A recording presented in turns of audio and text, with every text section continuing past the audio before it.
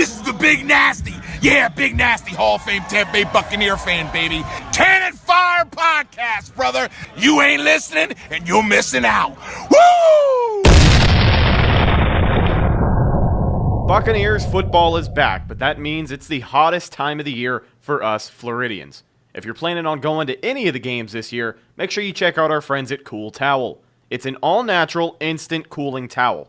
No water, no refrigeration, no prep of any kind is needed before use. Just take it out of the bag, shake it up, and it's good to go. Best of all, you can use it again when you're done with the resealable pouch. Make sure you check them out online at cooltowel.com, and when you place your order, tell them Rhett sent you. Understand that this is the 2018 Bucs. You know, it's a whole different vibe, whole different energy. You know, it's like, you know what I mean? You can smile a little bit, you know. And since I got here, man, we just been grinding. And guys got the same exact goal, man, and just coming together as a team. Leroy's after it. Sacked by Gerald McCoy. Williams fires over the middle of Giles, open 40. It's a foot race. O.J. Howard, touchdown Tampa Bay. I'll start up the gut. He goes to the end zone. Inside the 2-1, touchdown Tampa Bay. It's intercepted at the 10. Going coast to coast. 5-3-2-1, touchdown Brent Ryan. Yeah, those up the middle. It's intercepted at the 40. Derek Brooks 30. Kwon Alexander will take it to the house.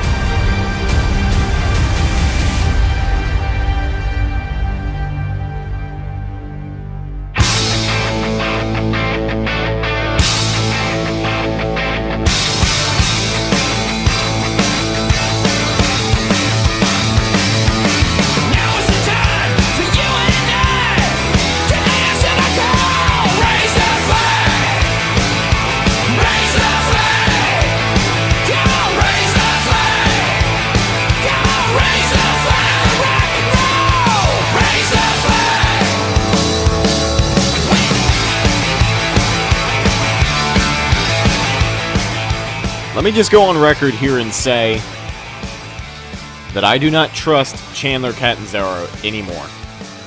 I don't trust him. I don't think there's a better option out there right now at the kicker position for the Bucs. Obviously, that's one of the lower things that we have to worry about. But I just want to go on record and say that I don't trust the guy. Is he a bad kicker? No. He won the game for us on Sunday. Bucs are 3-3 right now. But I don't trust him from here on out. I just wanted to make that clear. Welcome back to a brand new episode of the Cannon Fire Podcast here today for episode 37 on YouTube, iTunes, and Google Play. I am your host, the biased Buck fan Rhett, joined alongside me as always, my good buddy and co-host, Mr. Bucs Football, Evan. And crazy game on Sunday. I don't know if I've had anything make me feel the way that game made me feel on Sunday. But the Bucs are 3-3. How you feeling, Evan? Well, I mean, when you said crazy, I mean, yeah, it's for some of the. I mean, I had asked my dad after the game. I was like, "Was that like the crazy?" I used the word crazy. I said, "Was that like the craziest game you ever watched as a Bucs fan?" And he was like, "You know, if I went and looked back and just thought about every game that I've watched," he said, "I'm sure I've seen much crazier. But for me, it was definitely the craziest game I've ever seen as a Bucs fan. Definitely Go ahead. had its ups and downs. Is what is the short way of putting it. Yeah, and this is a team where coming into the first half of this game, we saw so much more than we did the week before against Atlanta. And, you know, it's just one of those games I wanted it. It felt like it wasn't going to end. It just felt like it kept going and kept dragging on. And the phrase that I've heard is that it really came down to which team wanted to lose that game more. And I don't know if I want to agree with that statement 100%. But that's really what it looked like, because, I mean, this game wrapped up with maybe a little over a minute left in overtime. I mean, we had played the course of 5 quarters of football. And Chandler Catanzaro, as I had mentioned before, a 59-yard field goal. His career long was a 60-yard field goal. And a 59-yard field goal to win the game. And also broke the record for the longest game winner in overtime history. So that's kind of dope.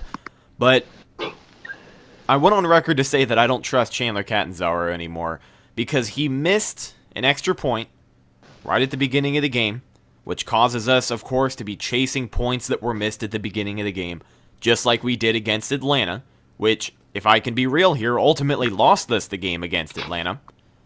So we're chasing extra points, and then the Bucs are in a position. 3 seconds left on the clock. Chandler Catanzaro, I don't remember where he was. I don't remember. I want to say it was a 40-yard attempt for a game winner. And he shanked it. And, I mean, it wasn't that bad. It wasn't like a Nick Folk miss, but it was enough of a miss to where I just... it didn't go through the poles. It didn't go through the uprights. That's the most important part. And the fact that it was the game winner. And it's crazy because I was watching it with a large group of people around, and I kept calling it. I'm like, he's going to miss it. I'm like, we're going to lose this game. He's going to miss it here. We're going to go to overtime, and we're going to lose on the first drive of overtime because that's what I'm used to. And so, ultimately, Chandler Catanzaro misses the game winner. The Bucs do go to overtime. And once we went to overtime, that was it. I was like, all right, we're going to lose. Because we've seen this situation so many times before from this Bucs team. Not only blowing a lead and letting a team come back, but letting a team like the Browns come back, force overtime, which the Browns are experts at it at this point. I had seen this situation before. You had seen this situation before. And I knew the Bucs were going to lose. Everybody had said that the Bucs were... Well, I know some people had said that the Bucs were going to lose. I was one of them, and the Bucs held on and won in a hell of an overtime thriller, but there was a lot of ugly in that game, if we can be frank here. Yeah, and I mean, I got a lot of flack. I got a lot of flack, and I think you know why. I basically had just said one... I kept saying one sentence each time for like probably the last half hour, 45 minutes of that game. All I said was... You all know how this ends. Yeah. We've seen it before. It's a situation that this Buccaneers football team puts themselves in time and time again. We literally watched it happen against Atlanta. It came down to the last play because we were chasing points from a team ultimately shooting themselves in the foot, which is something I wanted to discuss. Well, I mean, first off, okay, Catanzaro's got to make the kick, right? Yeah. But I don't only blame Catanzaro. I blame Dirk Cutter. Because that was dumb. Okay? Let me point this out for you, for the people who may not know how they got to that field goal. Okay, so they were driving down, and they had a decent drive. Jameis Winston threw a pass to Cameron Brate, which got them pretty much into field goal range. Oh, I think I know where this is going. They were good. And then they let the clock run and run.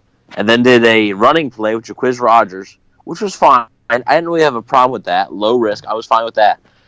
But then you let the clock run and run and run. Jaquiz Rodgers only got 2 or 3 yards. He didn't get 10 yards. So you let the clock run all the way down and then have Winston place the ball where Catanzaro wants it. That's all fine and dandy. But when there was 25 seconds left and you only run 2 plays and you had one timeout and there was 25 seconds left, you run 2 plays. Come on. And this wasn't... Are you kidding me? Let me add on that this wasn't a team who had trouble moving the ball at all. Like, I don't think that was a concern. Obviously, it's a scary situation if you're going to pass the ball with the clock running down that late. But they set a franchise record for first downs on Sunday, so it wasn't like they had a problem getting the ball as close to the end zone as they could have possibly needed it. And running plays efficiently is exactly what they were able to do on Sunday. But I mean, who knows? Who knows? You know, if you get that, maybe if you run to Chris Rodgers again, you know, it's a 34-yard field goal or something. They could have made it. It's you never know. It's just I don't believe that's basically a give up to me. Yeah. And you have faith in a kicker that hasn't shown much yet, and that's wrong. Yeah. Now, there's some things that needed to be fixed from this game, and there's some things that were good from this game, and we're going to talk about those in a little bit later, but let's get all the bad stuff out of the way first. I wanted to talk about shooting yourself in the foot, because between the Browns and the Bucs this game, I think we saw plenty of it from these two teams. And if we're starting right from the top, the first Buccaneers offensive possession is a safety for the Browns. It was a great punt. Special teams play, able to down it at the 1-yard line. And by the way, it's another thing, Dirk Cutter. Why is Adam Humphries out there and Deshaun Jackson isn't on every single punt return? Humphries didn't show me anything. And you know what? I mean, speaking of Deshaun Jackson, he had a chance. Humphries had a chance on that one that was pinned at the 1 yard line and just let it go. Yeah. Well, speaking of Deshaun Jackson, we saw that Deshaun Jackson end around ultimately give us points, and I just wanted to take a little throwback to last season, man. Been calling for that play for over a year now, and it finally got us points. So it's good to see, because every time they've run it, I don't want to say every time, but I'd say about 65% of the time they run that play, it ultimately ends up being positive. But anyways, back to the Bucs' first offensive possession. They start half a distance to the goal line. First down, it's a handoff, doesn't go anywhere. I thought it was a safety right off of the bat. First play doesn't go anywhere. Second play, you run a play action, but I want to say it was Riley Auclair jumps off sides or a false start. It was Anthony Auclair. Yeah. Okay, not Riley. Excuse me. Brings him back a couple of inches. And I'm going to be 100% honest with you. Had he not drawn that flag, I feel like that play action would have worked. But third down, we saw them run it again. And if we want to talk about, I've heard some people say that this play calling that close to the end zone was very Dirk Cutter-ish. I've heard that tossed around from a couple of other Bucs podcasters.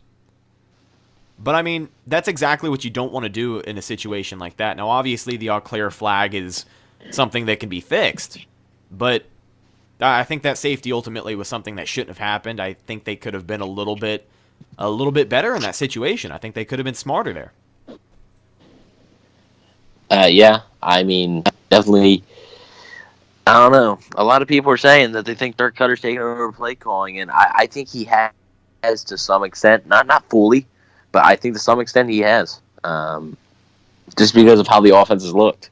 Maybe Dirk Cutter was thinking, all right, Monk, and as long as Ryan Fitzpatrick is the quarterback, you can call plays. And once Jameis is back, I can call plays. But I mean, it sounds like Monken's still calling some plays, but I think Cutter definitely has more to say now than he did in the first 3 weeks or so.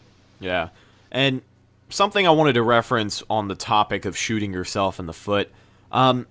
What we saw from the Cleveland Browns is exactly the issue that we had seen from the Bucs time and time again. You got to lay off the penalties. I mean, there were 3+ times on Sunday that the Browns gave up third down stops from penalties. And I mean, it helps us out. But I just kind of wanted to make a comparison because I remember years ago when I first started watching Bucs ball, and even up until 2015, that was a huge, huge topic, was just shooting yourself in the foot with penalties. And I'll go on record and say this, that if the Browns didn't do so bad with penalties, they would have won that game. There is no doubt in my mind that if the Browns did not get so many flags in such a short period of time, they would have won that football game. But looking at what the Bucs weren't able to do, obviously they didn't get as many penalties, they didn't draw as many flags, and that helps out. But you got to protect the ball. I mean, everything else looked pretty okay with this Bucs team, and we're going to kind of transition to that after this last point, but the Bucs gave up the ball 3 times. Or I believe more than that, actually. But you've got a Jameis pick. 4, because Jameis threw 2 picks. Jameis threw 2 interceptions, and they fumbled the ball twice. 2 fumbles from good defensive plays. I'll say that, too. The fumbles were but good defensive plays. They can't happen. They can't happen, regardless. But just to throw that out there, they were good defensive plays. And the timing of them couldn't have been worse. I mean, each turnover came at just the worst time. Yeah. One of the biggest topics heading into this game was if the Bucs are going to win, they're going to have to win the turnover battle. And that's in any game. But, winning the turnover battle, that translates to points and can ultimately win or lose you the football game. The Bucs really got to get better with that because we have just learned to sacrifice the ball too much, and it has not been good. It really hasn't. Yeah.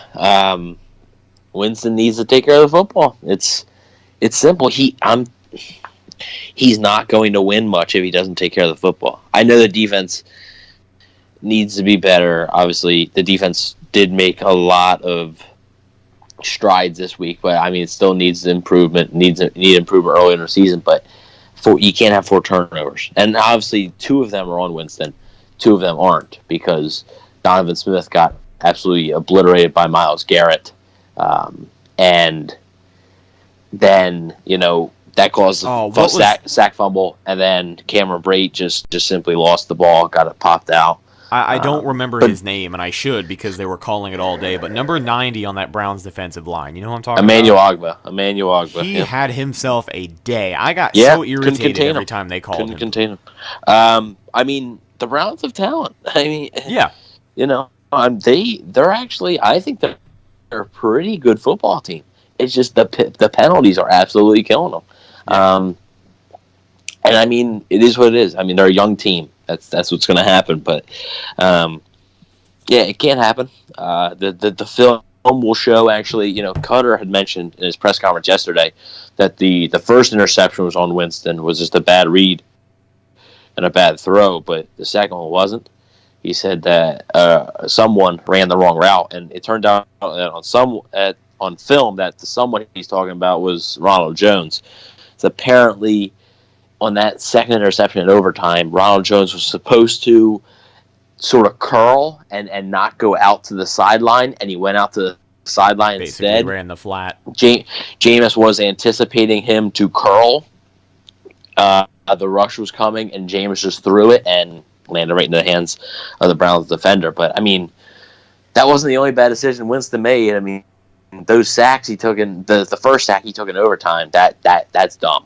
I mean, that's just straight dumb. And so here's what I want to ask, because we had brought up the turnovers, and at this point, I have to believe that whether you love Jameis Winston or you hate Jameis Winston, you have to agree that the guy is a turnover machine at this point.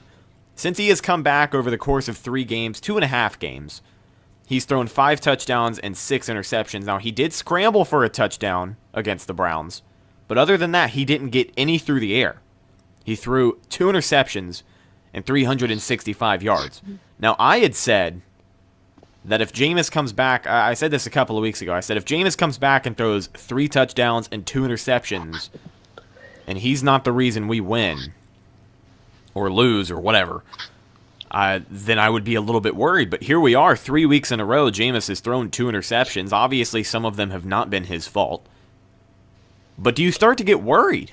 Like, worried in a sense that he's got to make something happen quickly. Yeah, I mean, he's going to be here next year. But, I mean, I don't know if you give a long-term option to him. I mean, they've already picked up his 5th-year option. He's due $20 million. He's going to be here next year, which I actually think... I don't know if I'm going to say it just yet, but I think the Bucs have plans to see Winston next year in a little bit of a different situation. But, it's... We got to see how the season plays out. He's always played like that, Yeah. But he needs, it needs to be reduced. It can't happen. And, honestly, though, if you look at Winston, he didn't play... everybody's saying, oh, my God, he played so bad. He didn't play bad. He didn't play great by any means, but he didn't play horrible. No. And if Catanzaro does his job and makes the 40-yarder, Jameis doesn't throw the second interception, and Jameis doesn't take that bad sack. Those 2 things don't happen. Right. So, I mean, it's not as bad if somebody else does their job, because, I mean, Jameis let him down on that drive to kick the field goal, and the freaking kicker misses it. So, yeah, he wasn't the greatest, but I mean, he wasn't the worst either. I've seen him much worse. There's been many more games where he's been worse, in my opinion. But I mean, yeah, he's got to take care of the ball. If he doesn't take care, if he continues to 2 turnovers a game, he'll be here next year. But don't count on that after that. I mean, they'll be looking elsewhere. Yeah. And I don't. Sorry, go ahead. I mean, I hate to say it, because I mean, he loves the game and stuff. He's a fan favorite, but at some point, you got to say, yeah. And like I said, I think there are some plans for a different situation next year, and I think that's Winston's last shot. Yikes. Well, I don't want to sit here and bash everything that the Bucs did on the field because, like we had said earlier, No, they there was won. a lot. There was a lot good. They won. They won the game ultimately. A win's a win, and the Bucs are That's 3 what I and 3. tweeted. We're That's what I 500. tweeted. Yeah, I tweeted that. A win's a win, and the Bucs were able to do a lot of good. And let me focus in particular on that first half team. I mean, this is what we've been waiting to see from this Bucs team for 3 straight weeks. Well, the offense, defense. Well, I mean, yeah, the offense looks great. The defense looks better.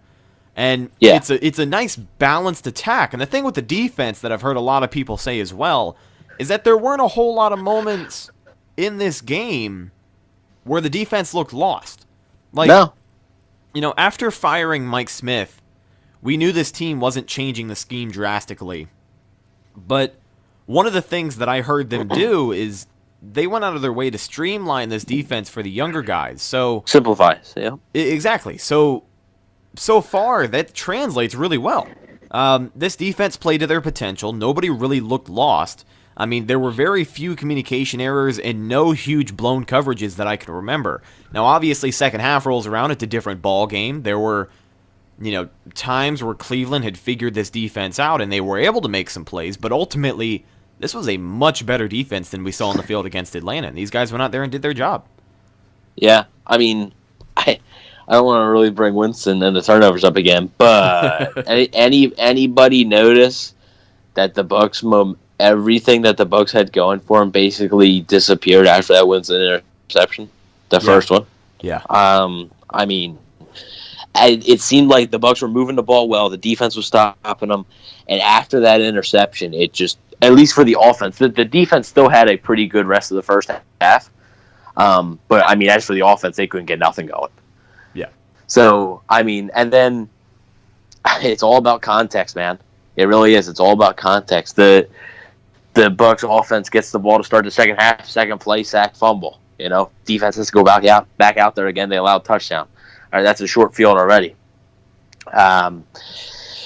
In late in the fourth quarter, when the Browns were able to tie it up, Jabril Peppers, they just had that great that goal line stand, and then Jabril Peppers returns it all the way down to the 16 after the offense goes 3 and out. They're like that can't happen, Yeah.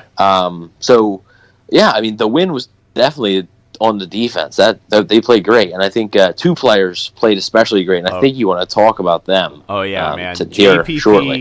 JPP and Carl Nassib. We need to just dedicate a damn segment of the show to these guys, because every single week I find myself watching a play or watching back on the film from after the game the next day.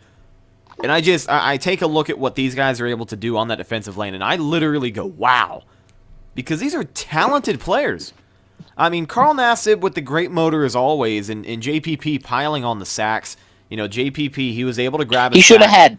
He should have had probably 3. Yeah. Yeah, he was in a position to get multiple sacks. He got 1, but right now he has 6 on the season. Now, he is on pace to get 10. And I want to say the last Bucs defensive end to get 10 sacks was Simeon Rice. Am I wrong? No. Yeah, no, you're not wrong. 11 years ago, Simeon Rice was the last player to get 10 sacks. So right now, JPP's on pace for that. So, and one of the things we had talked about coming into this Cleveland game was that Gerald McCoy is going to be out. So this is going to be a lot of pressure on your interior guys like Vita Vea and Will Golston, whoever they plugged into there. And they went out there and performed well. I want to say was it 5 total sacks on the day? It was 4 or 5. 5, yeah. 5, and this is a team where sacks were the biggest concern last year. They went out there and put 5 up on the board. They had 9 heading into this game. Yeah, now you're at 14, they had a little bit better standing for the season, but they had 22 all last year. So yeah, and Carl Nassib, man, there was that one play. Oh, Carl Nassib revenge game. Oh my God! Well, he had the game-saving sack.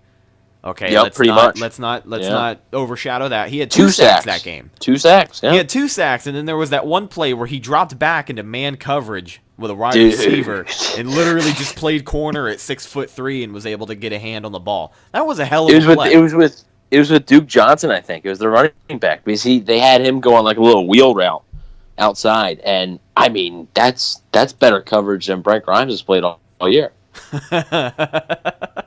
Now, there was that one play with Brent Grimes that I had texted you, and we had talked about what was said, and I agreed with you. Don't get too much into it, but basically, some things could be better. Basically, yeah, I think we could see a little bit better of a Brent Grimes at this period in time, but the overall message here is that the Bucs defense. He was decent. Oh yeah, he had his moments. But the overall message here and the biggest takeaway for me is that the Bucs defense is just I don't want to say fixed, but it damn sure looks like it. It looks good. It's better. It's much better. And I believe with that defense on the field, you can beat a little bit more teams the rest of the season, and that's exactly what we need because now we're in a situation where you only have 9 games left. Yeah. And you need that defense to stay strong. Now, one of the suckier takeaways from Sunday, this ACL tear with Kwon Alexander, this really sucks, man. I mean, contract negotiations, he goes down with a torn ACL. He's out for the season. And what sucks about this, he was having a career day before he went down. He was all over the place, man. He had a couple of big run stuffs. I think he had like 5 tackles in a quarter and a half. Yep. He was having a hell of a day. Now, and it was that basically the defense's last play of the first half, I believe. Yeah. That was it because that was the 4th and 2 that the Browns went for it, and Duffner sent a linebacker blitz, and Kwon absolutely flew through there. Mayfield was able to avoid it, and Kwon just landed wrong. Yeah, and it really sucks because, a possibility that I've seen tossed around, he's in contract talks. Do you think that was his last game in a Bucs uniform? No. I don't know. I don't have any clue what his contract's going to look like now. Well, I mean, there is no 5th-year option. There's only 5th-year options available with first-round picks, so you can't do that. So I have no idea what his contract's going to look like. I don't know if it's going to be for 1 year. Like I've been telling people, it could be for 1 year. It could be for 5 years. It could be for $6 million. It could be for $8 million.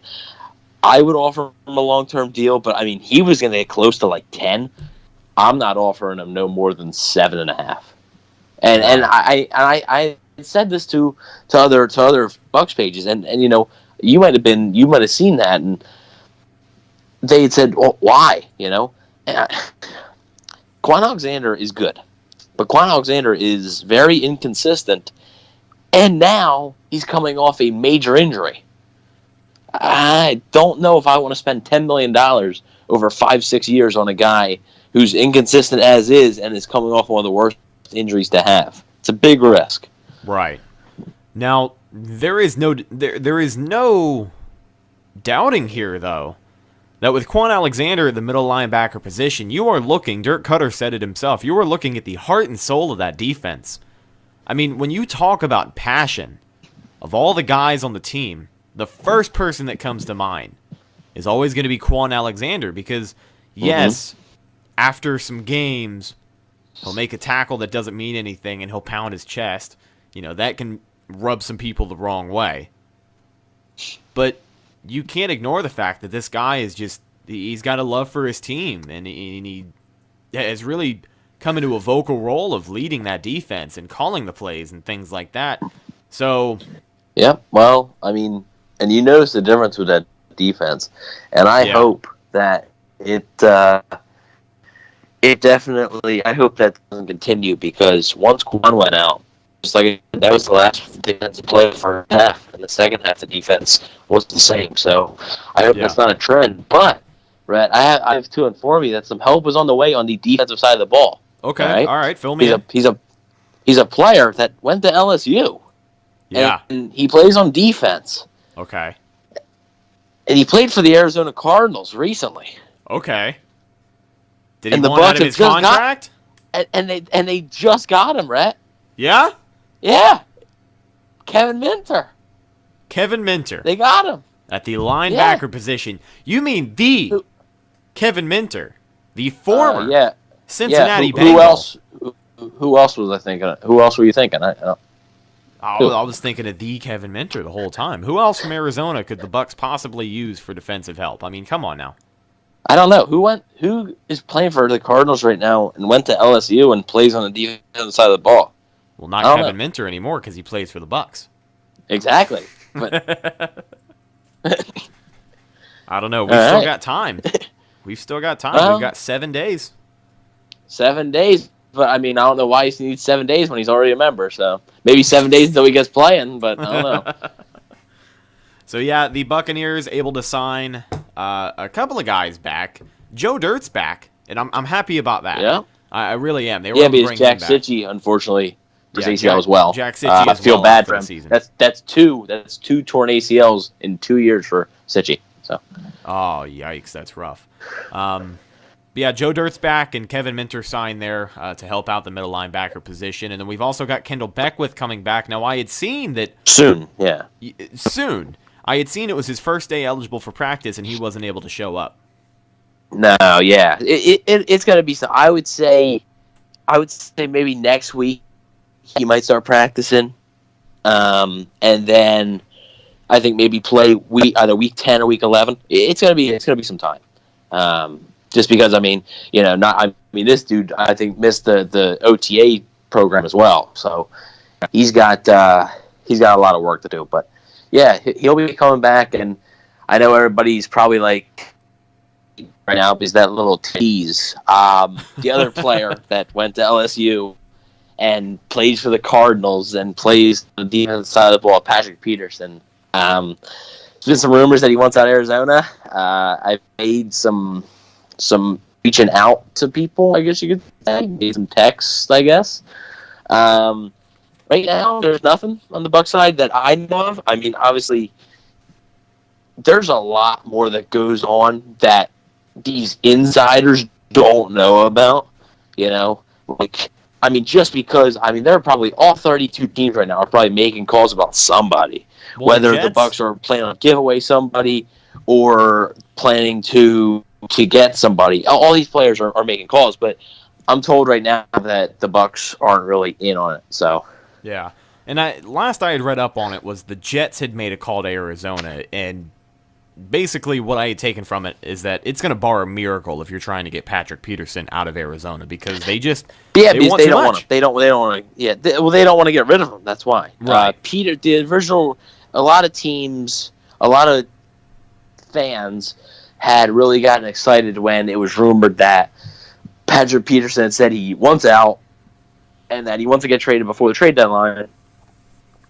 And then we had about an hour or so of just Bucs, Steelers, Eagles, Patriots, Texans. I saw Browns, I think. I saw like a bunch of these pages just, requesting to get him. And, if he does end up getting traded and it's for like a first-round pick this year and like a third-round pick next year or something, that's it, that's pitiful on the Bucs part because the Bucs need to do that. Now, reminder that Jason Light is friends with Steve Keim, Arizona general manager, and Jason Light came from Arizona, so we'll see. Right now, I'm not hearing anything. I don't think Peterson is traded at this point just because, and now you're hearing the Eagles are starting to look at different players, the Patriots as well, two teams that were in on Patrick Peterson. The Saints acquired Eli Apple today, so I don't think he's going to be traded. But, I think the Bucs, I had tweeted this like an hour before the show started. This game is big for the Bucs, and I'm not really going to talk about the trade deadline much here because we can talk about that next Monday when we record because the trade deadline is 1 week from today. Yeah. This game is big for the Bucs and their trade deadline impact because let's say the Bucs win, they're sitting at 4-3, right? They're on a 2-game win streak. If the Bucs end up winning, that means that the defense has been improved again. I think Jason Light would pull the trigger on some sort of trade. I'm not saying for Patrick Peterson. I'm not saying for any like star. Just on some sort of trade. Maybe like a Carl Joseph. Maybe a Gary and Conley. Something like that. To help get them to the playoffs. Help push them.